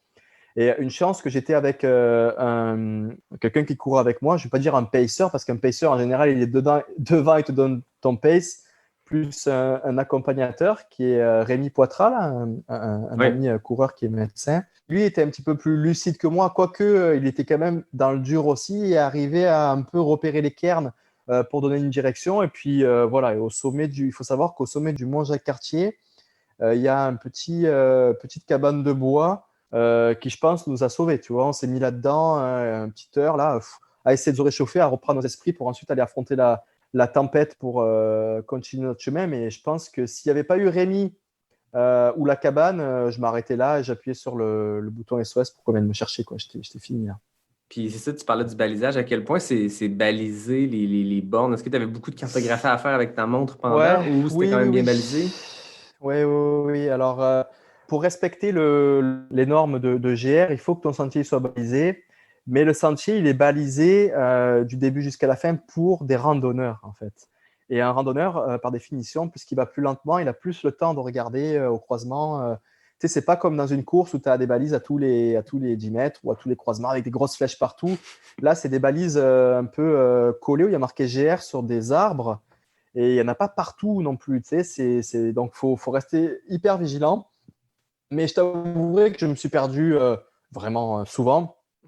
Mais pas longtemps, tu vois, quand ça fait un petit 10 minutes que je voyais plus de balises, mais j'avais toujours fait une redondance. J'avais mis la carte dans ma montre que j'avais tracée avant avec les cartes de chaleur, le GPX. J'avais mis aussi dans le GPS tracker. J'avais les cartes papier aussi en plastique, dans du plastique. Et puis, j'avais aussi sur mon cellulaire télécharger des applications de cartes hors ligne avec le tracé, ce qui fait que je pouvais souvent, en croisant un peu toutes ces cartes-là, voir où j'étais et si j'étais sur le bon chemin ou pas. Mais globalement, oui, c'est quand même bien balisé, mais pas pour des coureurs. Donc, il faut rester vigilant. Sauf que ce qui se passe, c'est que tu perds ta vigilance et ta lucidité. Et puis, souvent, tu loupes un embranchement. Et tu as beaucoup de passages qui sont dans des champs aussi, des champs des agricultures de maïs, un peu dans des villes aussi. Tu traverses des villes, tu traverses la ville d'Amqui. Et là, les panneaux, ils sont plus sur des arbres. Je ne suis plus un single track, donc ça devient un peu plus compliqué. Mais globalement, ça va. C'est quand même bien balisé jusqu'au bout. Ouais. Ça fait des longues journées, des longues nuits aussi. Je suppose, est-ce que tu avais déjà vécu des hallucinations pendant des courses ou est-ce que tu as eu ce genre de moments vraiment dans le creux ou des expériences, des blackouts où tu ne te rappelles pas tout à fait ce qui s'est passé pendant une section ou tu étais toujours assez lucide? Bon, j'ai beaucoup plus de blackouts que je pourrais. Tu vois, si là, tu me demandais d'écrire dans un livre du départ jusqu'à l'arrivée, les 7 jours, il en manquerait beaucoup des morceaux. Il en manquerait beaucoup.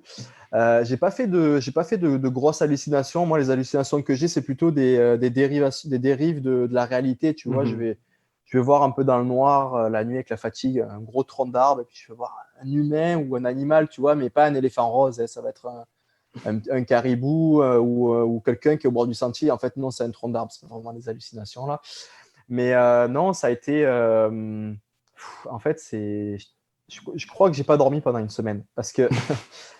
Je peux dire que je me suis mis en position horizontale au sol, mais j'ai pas dormi parce que ce qui se passe, c'est que tu es tellement, je sais pas, ton cerveau, il processe tellement la journée à analyser les sentiers, à avancer, à travailler sur le mental que le soir, tu as une sorte d'adrénaline qui fait que tu n'arrives pas trop à trouver le sommeil, comme si tu étais, malgré une fatigue extrême, comme si tu étais nerveux là sous café. Ça, c'est un peu quelque chose de mental. Et puis ensuite, au niveau physique aussi, tu as tellement mal dans tout ton corps que tu n'arrives pas à dormir parce que la douleur, ça va te réveiller, quoi. Et donc, en fait, tu fais juste attendre que le réveil que tu as programmé le matin suivant à 5 ou 6 heures du matin sonne pour repartir. Et puis, tu repars robotiquement. Et puis, ça paraît, pour moi, ça paraissait impossible et inhumain de faire ça, là. Et en fait, c'est assez incroyable les capacités que le corps humain a. Et puis, c'est fou. Franchement, c'est fou. Et on ne se rend vraiment pas compte où sont nos limites. Et puis, moi-même, je ne sais même pas où elles sont encore aujourd'hui, tu vois, en ayant fait ça. Non, c'est ça. Puis on dirait que plus tu pousses, plus tu penses que tu vas atteindre ton maximum, peu importe les distances, dans l'ultra ou dans peu importe quel sport d'endurance, plus tu te rends compte que c'est un élastique qui s'étire. Puis la limite, plus toi tu t'entraînes, plus tu te prépares à des choses comme ça, plus tu prends part à des événements, des aventures, c'est ça. Plus la limite s'extensionne. Tu sais, je pense que quand tu atteins un niveau dans la vie où tu penses que la plus grosse douleur, tu es raqué, ou, il te reste encore un 60% de jus dans le corps pour aller plus loin. Ouais. Ce que je pense, c'est 40% de tes capacités que tu as atteint au moment où tu penses que tu es atteint à 100%. Quand tu penses que tu n'avances plus, tu ne mets plus un pied devant l'autre, tu es seulement à 40% de tes capacités. Puis tu peux aller dans les retranchements toujours plus profonds. Puis... Exact. Ouais, la seule vraie limite, en vrai, la seule et unique vraie limite, c'est la blessure. La blessure, tu te blesses, tu te tournes une cheville, tu te brises une jambe ou tu te fais une entorse, des ligaments croisés au genou, bon, c'est fini, tu t'arrêtes là. Sauf que si vraiment tu prépares bien ce type de projet-là, physiquement et mentalement, la blessure, tu arrives à la retarder vraiment loin. Et puis après, ce qui se passe, c'est que c'est impossible de reproduire à l'entraînement une course d'ultra ou une aventure de plusieurs jours type GR. Tu ne peux pas faire ça à l'entraînement. Donc après, comme tu dis, c'est là que tu découvres finalement ce moment où mentalement, tu as envie d'arrêter, mais que ton corps n'est pas blessé. Tu es juste fatigué, tu n'as pas envie de continuer, mais ton corps n'est pas blessé. Donc oui, tu peux continuer, tu pousses là-dessus, mais c'est là que tu ne sais pas où est la limite. Tant que tu ne te blesses pas, tu ne sais pas où est la limite. Ouais, moi, ça me fascine un peu tout ça et ouais. J'ai envie d'aller chercher un petit peu plus loin, voir la game mentale, jusqu'où tu peux aller, parce que rendu là, c'est un combat entre toi, puis c'est dans ta tête que ça se passe. Comme tu dis, tant que tu n'as pas de blessure, le corps peut continuer d'avancer, puis ça se passe que dans la tête. Puis on entend souvent que dans un ultra, ça se passe à 90% dans la tête, on entend ça souvent. Rendu là, dans un défi de cette ampleur-là, puis dans les retranchements où tu vas, c'est beaucoup plus loin, beaucoup plus profond que lors d'un ultra balisé dans un contexte organisé qui fait 160 km. Là, c'est ailleurs. Je suppose que la game mentale, encore là, un impact majeur. Et puis, tu le sais, tu l'as vécu. C'est facile de dire c'est dans la tête, mais En fait, c'est vraiment, ça paraît un peu banal de dire ça, mais ce qui est fou, c'est qu'on a tendance à penser que la logique de ceux qui font pas de sport d'ultra-endurance, là, on aurait tendance à se dire, entre la ligne de départ et la ligne d'arrivée, notre niveau d'énergie physique va décroître progressivement, tu vois, en suivant une ligne du départ jusqu'à l'arrivée. Alors que non, c'est pas du tout comme ça qui fonctionne le corps. C'est ça qui est assez fascinant, c'est que tu peux totalement aller dans un creux et puis avoir à nouveau un up et te sentir trop bien, être capable de courir hyper vite. C'est ça qui est assez fou. On suit plutôt une courbe sinusoïdale là, plutôt qu'une courbe décroissante. Et c'est ça qui est fascinant dans nos sports d'ultra-endurance, parce que finalement, tu joues avec ta tête. Moi, j'ai un exemple concret que j'ai vécu dans ce GR que je n'avais jamais vécu en course. C'est le matin, je me réveille. Okay, le deuxième matin, par exemple, ça a été le pire. La veille, je fais 120 km, je fais Harikana. Le lendemain, tu te lèves, Yannick, après ton Harikana, tu n'es pas capable de marcher quand tu te lèves de ton lit, d'accord? Tu descends à la salle de bain pour aller faire ton pipi du matin, là, un peu sombre. Et tu as mal partout et tu te dis, mais c'est impossible que j'aille courir aujourd'hui. Mais moi, je me suis dit exactement la même chose, malgré toute la préparation que j'avais. Le deuxième matin, quand je me suis levé, je suis descendu de la vanne, j'ai essayé d'aller pisser contre un arbre un peu plus loin. Ça m'a pris 10 minutes pour faire 10 mètres, tu vois. Et ma tête me disait, c'est là que la tête encore peut t'envoyer un message qui est faussé. Elle me disait, Mathieu, aujourd'hui, tu ne vas pas courir, c'est pas possible. Tu vas aller te mettre en petite boule sur le siège arrière de la vanne et tu vas aller pleurer et abandonner.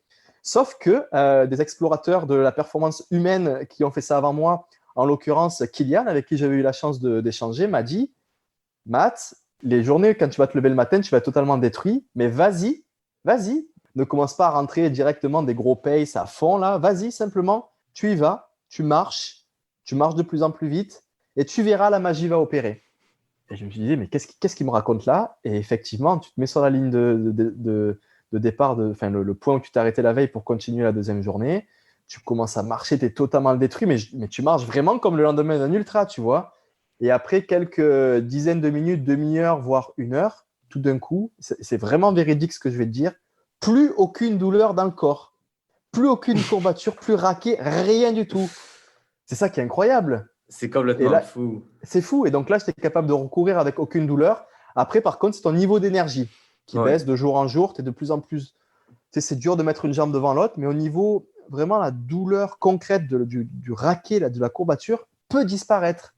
Et donc là, ta tête, quand tu lui apprends ça, mais tu peux aller dans des dimensions beaucoup plus lointaines sur ce que tu peux demander à ton corps. Et c'est fou. On a un peu ce feeling-là à une autre échelle quand on fait des week-end shocks puis tu enchaînes 2 grosses journées back-à-back. Je me rappelle, j'avais fait un week-end shock dans les White Mountains. Puis le samedi, tu tapes 40 kilos puis 2000 mètres des plus, tu te lèves le lendemain. C'est pas 120 km comme tu as fait, c'est pas 4000, mais tu te lèves le lendemain et tu te dis comment je vais aller faire pour courir, mettre un pied devant l'autre, puis ça se place, mais tu te lèves pas aussi magané que le lendemain d'ultra, mais tu as ça à petite échelle, puis je pense que après ça, c'est un super apprentissage, puis c'est une leçon que tu expliques là, justement, puis quand ça vient de Kylian, je pense qu'il faut le croire. Ah oui, mais c'est intéressant. Heureusement, c'est eux là les vrais explorateurs.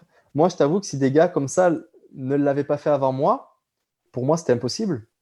Non, puis je pense que c'est une réaction en chaîne qui vient d'apprendre de d'autres personnes, tu sais, puis toi, tu passes ces apprentissages-là, tu nous en parles, c'est intéressant, puis tu sais, c'est des choses qui se passent, puis Kylian a été ça pour toi, puis les autres avec qui tu as parlé, mais tu vas l'être pour d'autres personnes. Je suis certain que dans les prochaines années, tu vas te faire poker par des gens, puis « Hey, je me lance sur tel type d'aventure, c'est quoi tes conseils? » ou venez écouter Pas sorti du bois, l'épisode 12, de l'entendre parler, Mathieu, de c'est quoi ces apprentissages. Ça me fera bien plaisir de partager ça aussi, parce que c'est ça aussi la passion, là, c'est le partage. Et puis que d'autres, voilà. Puis là, comme je te disais, moi, j'y suis allé vraiment en mode totalement aventure, partager avec le crew, tout ça là-bas. Mais voilà, j'ai quand même fait un temps là. Voilà, je ne sais pas s'il est bon ou pas, s'il va être facile à prendre ou pas pour un bon coureur d'ultra trail. Mais dans une dimension plus de performance, moi, ça me fera plaisir d'aider quelqu'un qui veut le faire, le battre, le temps, tout comme Karl Meltzer ou Scott Jurek, je ne sais pas lequel a aidé l'un et l'autre pour aller battre son record. C'est ça qui est beau dans notre communauté. Exact. Scott Jurek l'avait fait après que Karl Meltzer l'ait abandonné. Scott Jurek a battu le temps de je ne me rappelle plus qui. Ouais. Karl Meltzer même les gars, c'est ça. Mais c'est ça qui est beau dans notre sport. C'est ça qui est beau et puis j'espère avoir la chance de pouvoir de conseiller à quelqu'un qui voudrait faire un meilleur temps. Tout comme moi, si un jour j'essaye un autre GR plus reconnu ou un Appalachian Trail, ben, les gars qui l'ont fait avant sauront me conseiller, quoi. Non, puis je pense que ça démontre aussi notre communauté. Oui, il y a la compétition, oui, il y a les courses et tout ça, mais il y a une forte fraternité, je pense, entre les gens. Puis de tenter de battre le record d'un autre, c'est pas vu comme étant il va venir battre mon temps, ça ne me tente pas. C'est plus hey, mais si tu peux vivre l'expérience que tu as vécue, puis s'il le fait dans un meilleur temps, tant mieux. Puis si quelqu'un tente ton GR, puis le fait en 8 jours au lieu de 7, ça va être une performance exceptionnelle. Puis Mais oui. n'importe qui le fait en 40 jours aussi, je suis sûr que c'est une expérience exceptionnelle. Puis Il n'y a chacun vit son rien, il y GR a à sa rien à façon. gagner. Il n'y a rien à gagner dans cette dimension de fast packing, FKT. Voilà, il n'y a rien à gagner. Ce n'est pas comme une course. Il n'y a vraiment rien à gagner. Et juste du plaisir, de l'aventure. Et puis, c'est sûr qu'après, si tu ajoutes une petite dimension performance, c'est intéressant parce que c'est toujours, même pour quelqu'un qui n'est pas un coureur élite, d'optimiser sa nutrition, faire préparer, déshydrater sa nourriture avant, calculer ses poids, son sac le plus léger possible avec des nouveaux matériaux. C'est intéressant pour tout le monde, cette partie-là aussi de logistique. Et c'est ça qui est cool de sortir aussi du cadre des courses, je trouve. Oui, puis je voyais que comme je le te même dis, été, cet été, tu as terminé ça au mois d'août, puis le lendemain, il y a un FKT qui est enregistré sur le GRA1 aussi en self-supported. Fait qu'il y a des gens qui avaient battu le 19 jours dont tu parlais. Le je lendemain, savais pas. ouais, Je il savais est pas. rendu à 16 jours. Le lendemain que toi, Ok. tu as enregistré ton temps, quelqu'un qui a enregistré un Super. 16 jours, 21 heures. Fait que c'était en self-supported, puis c'était une autre aventure complètement. Mais Ah ouais, non, c'est... Alors après, ce qui est fou, c'est que pour moi, c'est beaucoup plus dur, parce que dormir sur un matelas de sol sous une bâche ou dans un refuge et puis porter sa nourriture, bon, tu peux te la faire déposer dans des caisses en chemin, mais pour moi, c'est beaucoup plus dur. Mais ce qu'il faut savoir, c'est que Carl et Scott sur l'Appalachian Trail l'ont fait supporter donc avec Crew et Stingbin et Karel Sabé derrière les ont battus en self-supported. Ah, c'est Donc fou, c'est ça. ça qui est Le battu fou. par Donc, beaucoup en plus. Hein, ouais, par beaucoup, le Donc c'est record pas forcément. était 46 jours par un Ouais, je trouve ultramarathonien ça. réputé. Scott Ouais, Jurek, Karl Melzer, c'est probablement les deux plus grands c'est ultramarathoniens des ça. années Ben oui. 90. Ils Et l'ont là, tu fait as ce mec que supported. personne ne connaît, un Belge Ouais. qui arrive et qui torche le record par 3 jours. Là. Et en self-supported, parce qu'habituellement, si tu regardes sur les FKT, tous les temps supported sont logiquement beaucoup plus vite que les self-supported. C'est logique. Mais là, oui. c'est non, il a réussi à inverser le truc. Et vraiment fort ces gars-là. Ouais. Ouais, c'est impressionnant. Puis il est impressionnant d'avoir allé Karel Savy parce qu'il avait fait pareil avec le Pacific Crest Trail. Puis C'est il y a ça, quelques ouais. semaines, il a battu le record de Backyard, la Backyard ouais. avec un Ouais, non, 508 km. impressionnant, ce gars-là, il a une endurance. Ouais, j'espère Ouais. avoir la chance de le croiser un jour. Il est en Belgique, pas très loin de la France. Ouais. Mais ouais, c'est quelque chose. Ouais. Qu'est-ce que cette aventure-là t'a appris? Ben, oui, sur toi, c'est un peu large comme question, mais ça fait 4 ans que tu es coureur élite, que tu performes dans l'Ultra Trail. Là, tu le disais tantôt, c'est une aventure qui est complètement différente. Qu'est-ce que cette aventure-là t'a appris ou quelles leçons tu tires qui vont te servir même, ne serait-ce que pour une petite aventure de 100 km ou de 160 km ou une course? Ben, la principale leçon, c'est que dans mon sport, là, l'ultra trail, il n'y a pas que les courses pour se motiver. Il n'y a pas que les courses qui nous font vibrer aussi en tant que telles lors de l'événement. Vraiment, cette possibilité-là d'aller explorer des zones, des montagnes, la nature hors cadre de course peut vraiment, vraiment, vraiment nous apporter un fou et puis nous faire vibrer. Puis moi, ça a été le cas. J'avais jamais eu le temps de l'expérimenter avant et je me suis toujours dit, c'est sûr que les courses, ça fait toujours beaucoup plus vibrer. Mais non, pas du tout. Et puis, j'ose espérer que voilà, on va de plus en plus vont le faire pour un petit peu sortir aussi du cadre de course. Et puis, c'est une manière aussi. J'ai eu beaucoup plus d'inspiration, tu vois, d'histoires à raconter. Là, j'écris plein de choses. Je ne sais pas sous quelle forme je vais partager tout ça bientôt à travers le vidéo documentaire, livre, blogging. Mais tu vois, il y a beaucoup plus de choses qui ressortent sur ta personne, ton discours interne quand tu es dans un projet de ce type que dans une course. Donc voilà, moi là, ce que j'en retiens surtout, c'est que dans mes prochaines années, là, je vais laisser une place pour ça. Avant, mes saisons, c'était 100% course. Maintenant, il va falloir trouver un nouveau ratio, là, peut-être 80% course, 20% voilà, aventure, course à pied ou FKT ou truc qui est hors course. Voilà. Et j'en ai bien pris conscience. Et puis, je pense que petit à petit, en fait, le ratio au début va être peut-être 90% course, 10% aventure. Puis petit à petit, l'un va grappiller sur l'autre pour petit à petit, à mesure que mon niveau de performance physique, parce que je vieillis là, et comme tout le monde, à un moment donné, mon corps, il ne voudra plus courir aussi vite que ce qu'il court aujourd'hui. À ce moment-là, j'aimerais pouvoir continuer à vivre de ma passion, à m'épanouir dans ma passion qui est l'ultra trail dans d'autres sphères que celle de la course. Et puis aujourd'hui, il y en a qui le font et qui sont. Je pense à Ricky Gates, là, qui est quelqu'un qui m'inspire beaucoup, là, un athlète américain Salomon, qui avant était athlète professionnel 100% course et qui petit à petit a commencé à faire des petites aventures de ce type. Et aujourd'hui, il fait ça à 100%. Et puis, c'est quelqu'un qui est hyper épanoui et qui est quelqu'un qui est ultra inspirant pour la communauté de coureurs d'ultra distance. Ouais, puis je pense que j'ai l'impression, en tout cas, quand je parle avec d'autres coureurs et tout, les gens qui nous inspirent le plus, c'est ces gens-là qui c'est pas juste la performance. C'est impressionnant, des records de vitesse sur des courses, c'est l'aventure qui vient avec ça. Ricky Gates, il n'a pas enregistré une course officielle depuis des années, mais son film Transamericana qu'il a fait avec Salomon, c'est plus inspirant que n'importe quelle performance où tu vois une captation YouTube poche d'un cellulaire de Jim Walmsley qui va vite dans un sentier. Ce qui est impressionnant, c'est les histoires qui vont derrière. Puis il y en a une tonne sur le marché.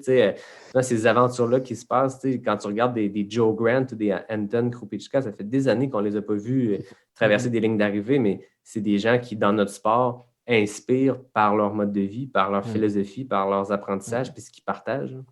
C'est ça. C'est des personnes que je suis beaucoup.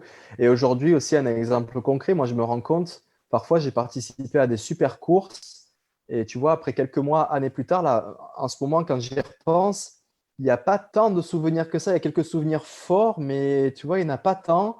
Et tu vois, des fois, je me dis, OK, si un jour j'ai la chance d'être un vieux papy avec des petits-enfants et que les petits-enfants vont me poser des questions sur ma vie, sur qu'est-ce que j'ai fait dans ma vie, je pense que j'aurai beaucoup plus de belles histoires à raconter et de souvenirs forts qui sont vraiment ancrés en moi, qui seront sortis de ce type d'aventure-là plutôt que des courses. Tu vois, moi, je ne me rappellerai plus dans 30 ans, telle course, combien j'ai fini, comment elle s'est passée, est-ce que j'ai eu mal, pas mal. Tandis que là, ce GR, là, je peux te dire que dans 30 ans, là, les souvenirs qui sont ancrés, là, je pourrais te parler d'anecdotes, de chacune des anecdotes que j'ai eues ça ferait une histoire à chacune, tu vois, une demi-heure, et elles vont être là dans ma tête pendant longtemps, et je suis sûr que mes petits-enfants, ils vont me regarder avec des petits yeux brillants quand je vais leur raconter cette histoire où j'ai croisé un orignal au milieu du chemin qui m'a bloqué, la tempête en haut du Mont-Jacques-Cartier, plutôt que, à la course de je sais pas où, là, j'ai fini 3e, et puis à un moment donné, en fait, je me rappelle plus. Voilà, tu vois ce que je veux dire? Et c'est ce qui me fait prendre conscience que voilà, c'est important aussi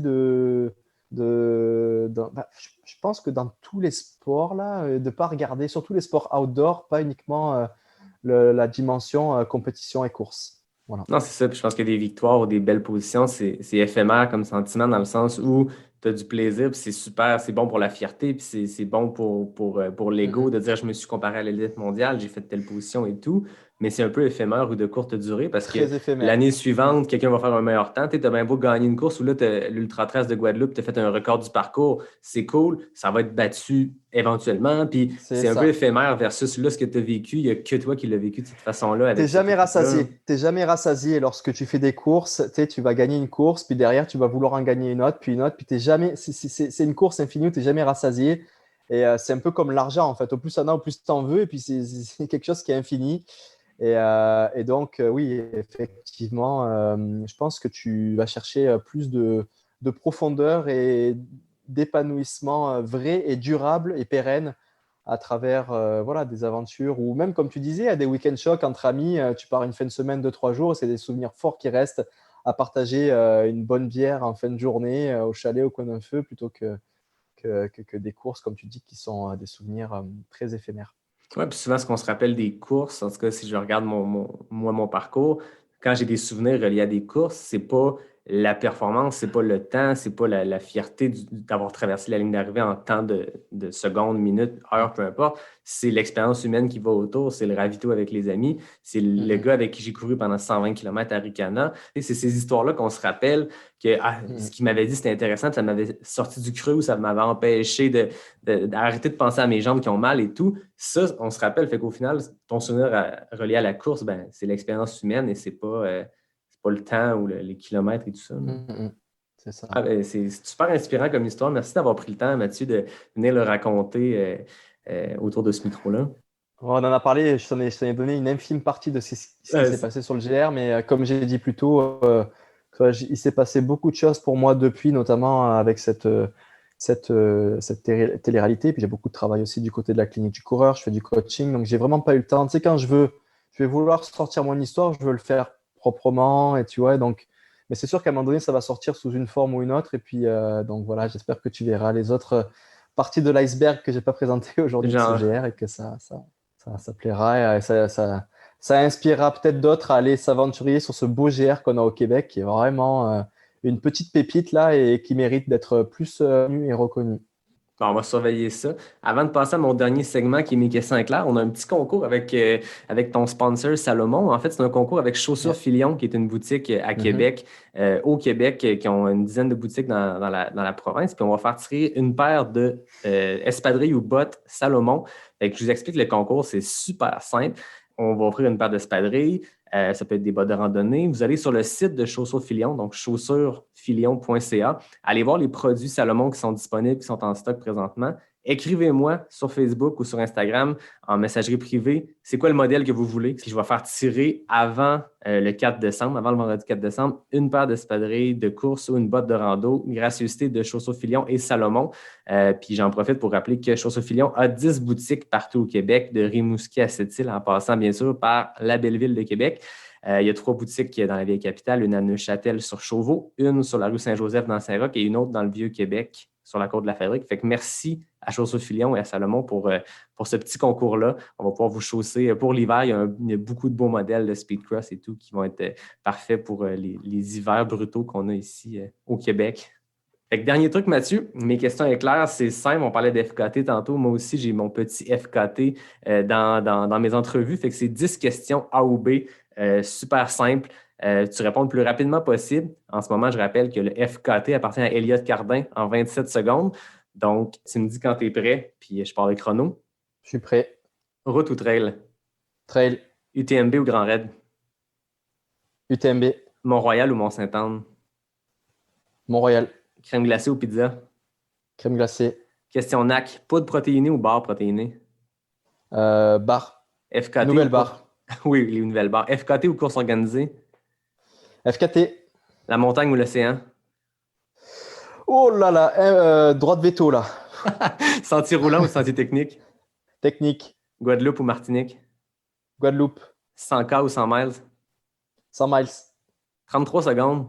C'est très bien. C'est Ah! pas le FKT de Elliott qui demeure depuis l'épisode 3, mais on s'entend que je t'en ai posé une bonne parce qu'on ne l'a pas dit en introduction, mais oui, tu es un coureur de trail, tu es un coureur de montagne, mais tu es aussi un passionné de l'océan. Ah ouais, tu fais de la plongée, tu es coach de plongée, prof de plongée, mais tu photographies aussi dans les fonds marins.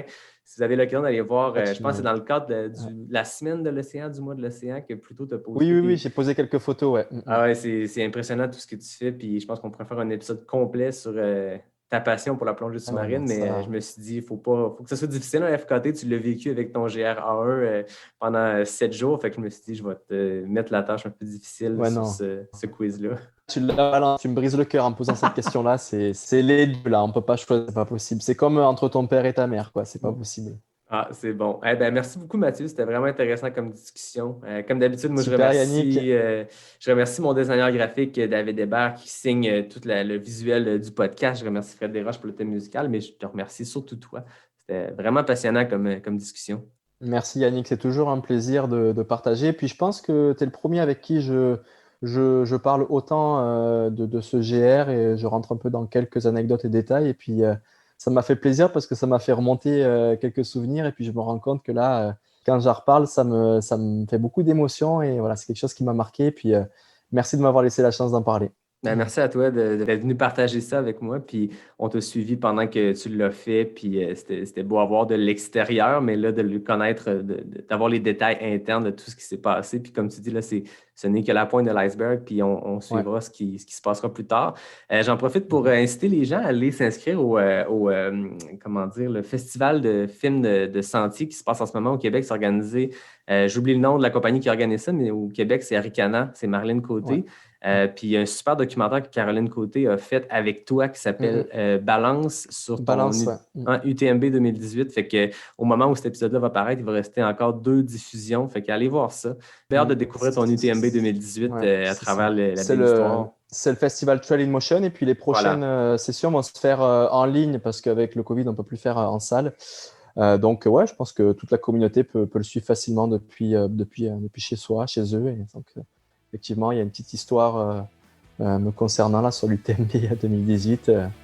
Et donc, c'est des beaux souvenirs aussi. Bon, ben cool. Allez vous inscrire, allez voir ça. Ça va être bien intéressant.